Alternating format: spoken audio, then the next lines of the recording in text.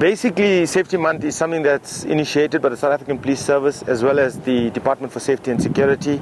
It's primarily to encourage people to be more safety and security conscious, to implement safety and security measures at home, at the place of work, while they're traveling, so that they will not become victims of crime. As far as the police is concerned, we'd like to consider every day to be a safety and security day.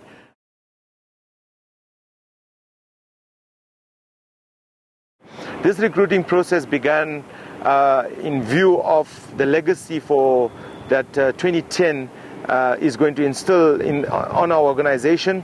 Has begun in 2005, and the whole recruitment process is going to be reviewed at the end of this year, 2009, where we started on a campaign of recruiting a total of 55,000 additional members to the South African Police Service, which would give us 11,000 per annum. This 55,000 would add to our capacity, bringing us to a total of just over 190,000 members in the organization. And once the review takes place, we would know then whether we would continue at the scale of recruiting 11,000 more members per year, or whether we would downscale on that or increase the recruitment process.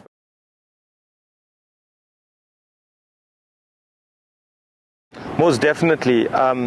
Any individual that applies, first and foremost, there are prerequisites he must fulfill. He must be in possession of a matric certificate as well as a driver's license.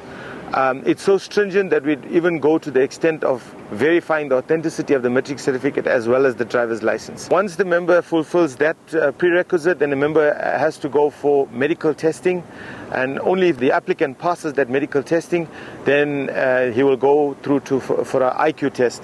And if the applicant succeeds in the IQ test, then we'll do a basic sort of fitness test. And once that is fulfilled, then the person is accepted to undergo basic training of 6 months.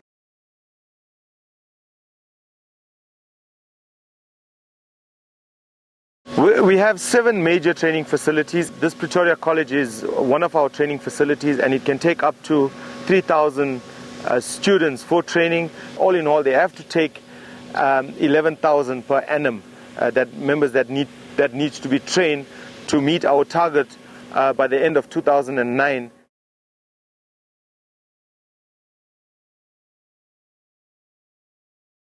Although we've undertaken to train 55,000 new additional police for our organization, it's not necessarily those students or those new constables that are going to be used for the World Cup in 2010. We're going to need experience. We're going to need people that have the know-how as well as the academics that have worked in the organization for a long time. Our viewers should know that we have dedicated 31,000 police officers that are trained and experienced to police the World Cup as such.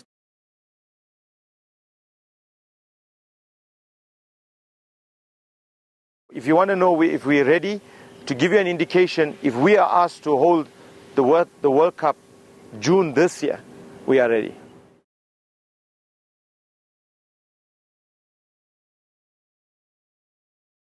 Well, our approach firstly is going to be a joint approach from the platform of the Joint Operational Intelligence Structure. When we're looking at security for the Confederation Cup, we'll be looking at venue security, accommodation security, route security from your venues to your accommodation and vice versa, from your accommodation to tourist destinations and so forth. What the Confederation Cup will do for us is basically give us an additional opportunity to retest the strategies which we have successfully implemented in the past.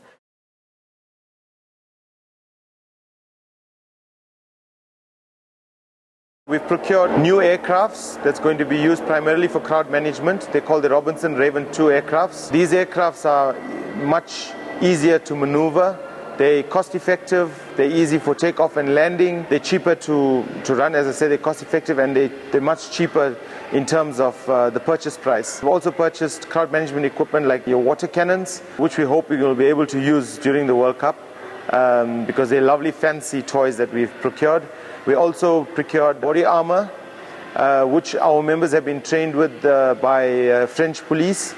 This body armor, as opposed to your normal shield and tomfa, or shield and baton, would allow members to be more flexible, their hands would be free, and they can move around much more easier as opposed to moving around when in possession of a shield and a baton. So these are some of the equipments we use for crowd management. And then also what we will be using in the choppers as well is surveillance equipment. If we need to focus on crowds that are disorderly or aggressive, that equipment will help us absorb information and download it to our joint operational centers for the use of members on foot or on the ground.